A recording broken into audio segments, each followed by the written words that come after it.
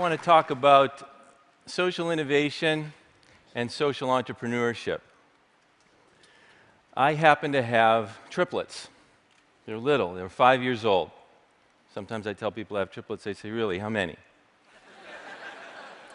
Here's a picture of the kids, that's Sage and Annalisa and Ryder. Now, I also happen to be gay. Being gay and fathering triplets is by far the most socially innovative, socially entrepreneurial thing I have ever done.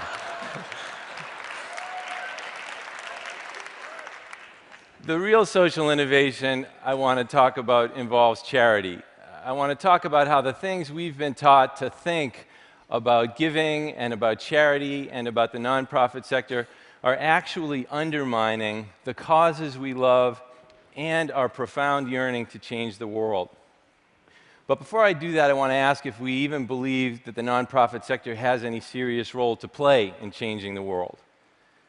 A lot of people say now that business will lift up the developing economies and social business will take care of the rest. And I do believe that business will move the great mass of humanity forward.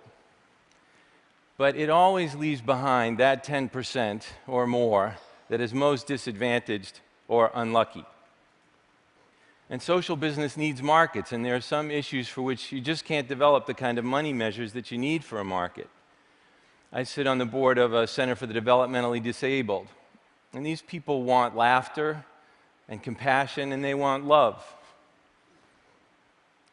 How do you monetize that?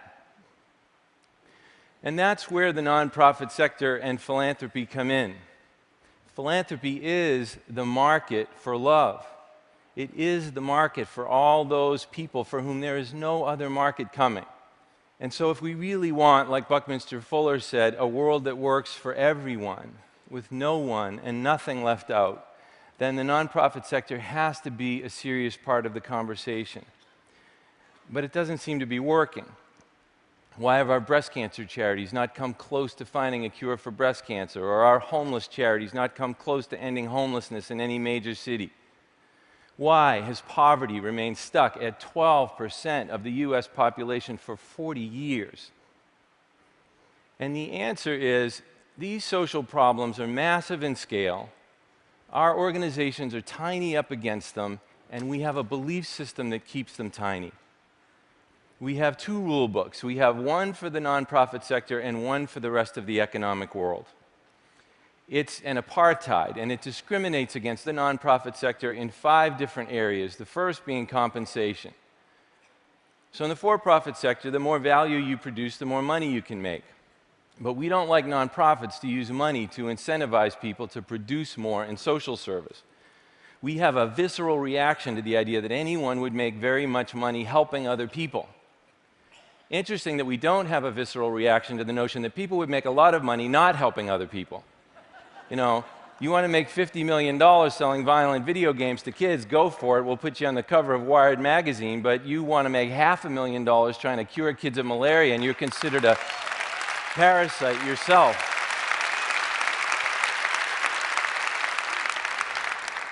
And we think of this as our system of ethics, but what we don't realize is that this system has a powerful side effect, which is it gives a really stark, mutually exclusive choice between doing very well for yourself and your family or doing good for the world to the brightest minds coming out of our best universities, and sends tens of thousands of people who could make a huge difference in the nonprofit sector marching every year directly into the for-profit sector because they're not willing to make that kind of lifelong economic sacrifice. Business Week did a survey, looked at the compensation packages for MBAs 10 years out of business school. And the median compensation for a Stanford MBA with bonus at the age of 38 was $400,000. Meanwhile, for the same year, the average salary for the CEO of a $5 million plus medical charity in the US was $232,000, and for a hunger charity, $84,000. Now, there's no way you're going to get a lot of people with $400,000 talent to make a $316,000 sacrifice every year to become the CEO of a hunger charity. Some people say, well, that's just because those MBA types are greedy. Not necessarily. They might be smart. It's cheaper for that person to donate $100,000 every year to the hunger charity, save $50,000 on their taxes, so still be roughly $270,000 a year ahead of the game, now be called a philanthropist because they donated $100,000 to charity, probably sit on the board of the hunger charity, indeed probably supervise the poor SOB who decided to become the CEO of the hunger charity, and have a lifetime of this kind of power and influence and popular praise still ahead of them. The second area of discrimination is advertising and marketing. So we tell the for-profit sector, spend, spend, spend on advertising until the last dollar no longer produces a penny of value. But we don't like to see our donations spent on advertising and charity. Our attitude is, well, look, if you can get the advertising donated, at 4 o'clock in the morning, I'm okay with that. But I don't want my donation spent on advertising. I want it to go to the needy.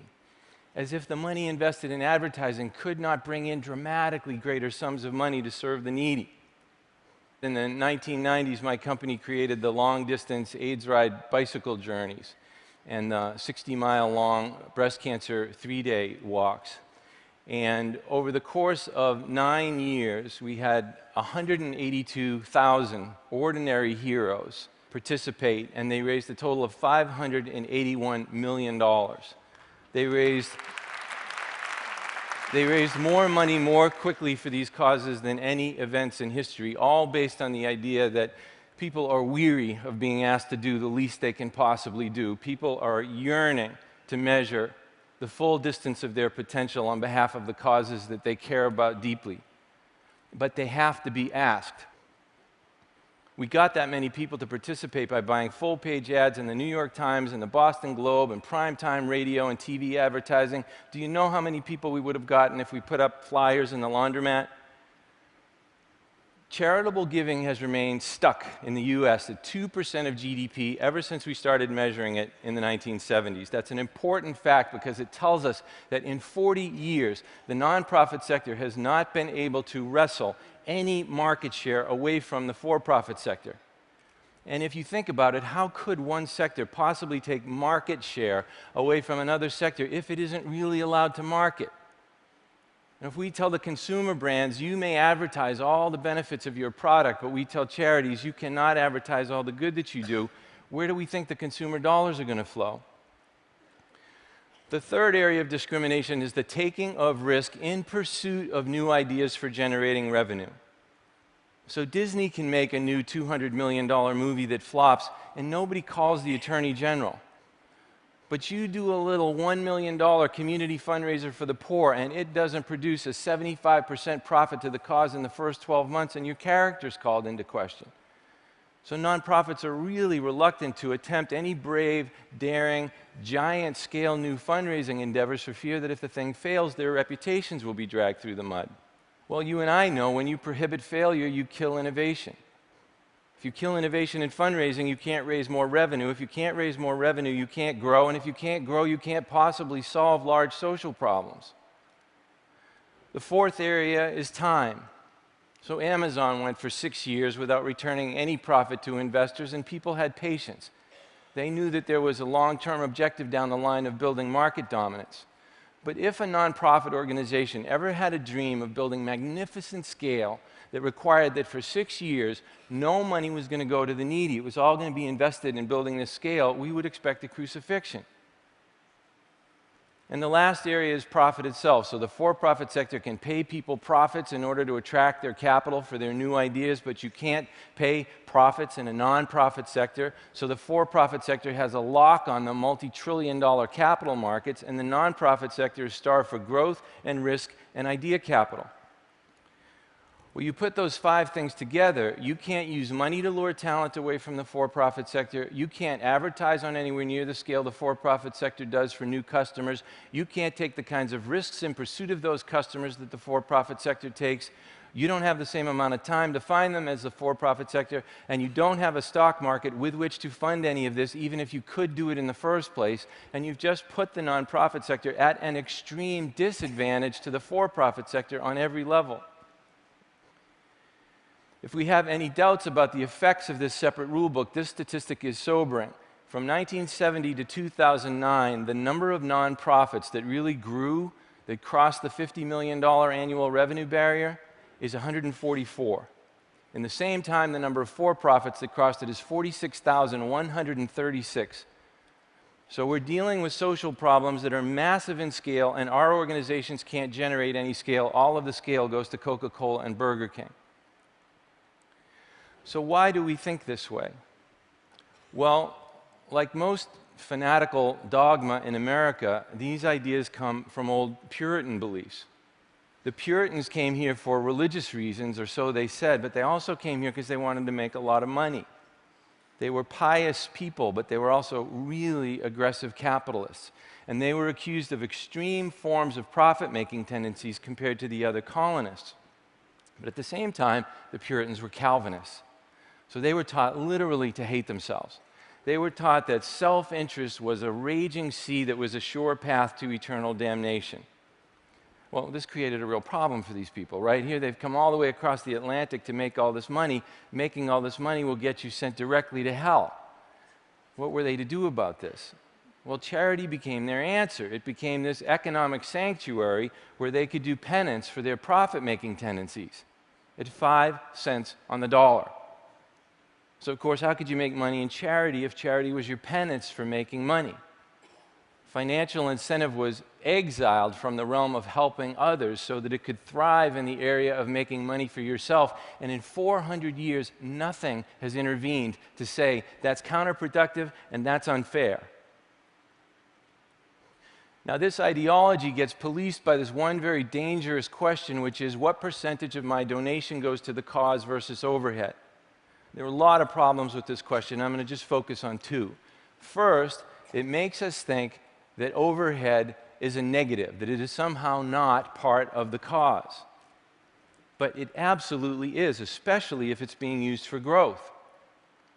Now, this idea that overhead is somehow an enemy of the cause creates the second, much larger problem, which is it forces organizations to go without the overhead things they really need to grow in the interest of keeping overhead low.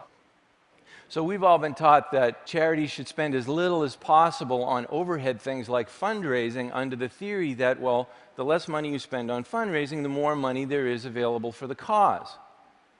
Well, that's true if it's a depressing world in which this pie cannot be made any bigger. But if it's a logical world in which investment in fundraising actually raises more funds and makes the pie bigger, then we have it precisely backwards, and we should be investing more money, not less, in fundraising, because fundraising is the one thing that has the potential to multiply the amount of money available for the cause that we care about so deeply. I'll give you two examples. We launched the AIDS Rides with an initial investment of $50,000 in risk capital. Within 9 years, we had multiplied that 1,982 times into $108 million after all expenses for AIDS services. We launched the Breast Cancer 3 Days with an initial investment of $350,000 in risk capital. Within just 5 years, we had multiplied that 554 times into $194 million after all expenses for breast cancer research. Now, if you were a philanthropist really interested in breast cancer, what would make more sense? Go out and find the most innovative researcher in the world and give her $350,000 for research, or give her fundraising department the $350,000 to multiply it into $194 million for breast cancer research. 2002 was our most successful year ever. We netted for breast cancer alone, that year alone, $71 million after all expenses. And then we went out of business, suddenly and traumatically. Why? Well, the short story is our sponsor split on us. They wanted to distance themselves from us because we were being crucified in the media for investing 40% of the gross in recruitment and customer service and the magic of the experience. And there is no accounting terminology to describe that kind of investment in growth and in the future other than this demonic label of overhead. So on one day, all 350 of our great employees lost their jobs because they were labeled overhead. Our sponsor went and tried the events on their own. The overhead went up, net income for breast cancer research went down by 84% or $60 million in 1 year. This is what happens when we confuse morality with frugality. We've all been taught that the bake sale with 5% overhead is morally superior to the professional fundraising enterprise with 40% overhead. But we're missing the most important piece of information, which is, what is the actual size of these pies? Who cares if the bake sale only has 5% overhead if it's tiny? What if the bake sale only netted $71 for charity because it made no investment in its scale, and the professional fundraising enterprise netted $71 million because it did? Now, which pie would we prefer, and which pie do we think people who are hungry would prefer? Here's how all of this impacts the big picture. I said that charitable giving is 2% of GDP in the United States. That's about $300 billion a year. But only about 20% of that, or $60 billion, goes to health and human services causes. The rest goes to religion and higher education and hospitals. And that $60 billion is not nearly enough to tackle these problems. But if we could move charitable giving from 2% of GDP up just one step to 3% of GDP by investing in that growth, that would be an extra $150 billion a year in contributions. And if that money could go disproportionately to health and human services charities, because those were the ones we encouraged to invest in their growth, that would represent a tripling of contributions to that sector. Now we're talking scale. Now we're talking the potential for real change. But it's never going to happen by forcing these organizations to lower their horizons to the demoralizing objective of keeping their overhead low. Our generation does not want its epitaph to read, "We kept charity overhead low."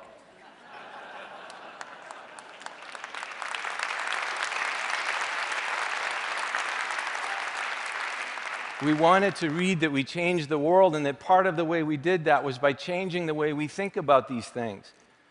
So the next time you're looking at a charity, don't ask about the rate of their overhead. Ask about the scale of their dreams, their Apple, Google, Amazon scale dreams, how they measure their progress toward those dreams, and what resources they need to make them come true, regardless of what the overhead is. Who cares what the overhead is if these problems are actually getting solved? If we can have that kind of generosity, a generosity of thought, then the nonprofit sector can play a massive role in changing the world for all those citizens most desperately in need of it to change. And if that can be our generation's enduring legacy, that we took responsibility for the thinking that had been handed down to us, that we revisited it, we revised it, and we reinvented the whole way humanity thinks about changing things forever, for everyone, well, I thought I would let the kids sum up what that would be. That would be a real social innovation. Thank you very much. Thank you.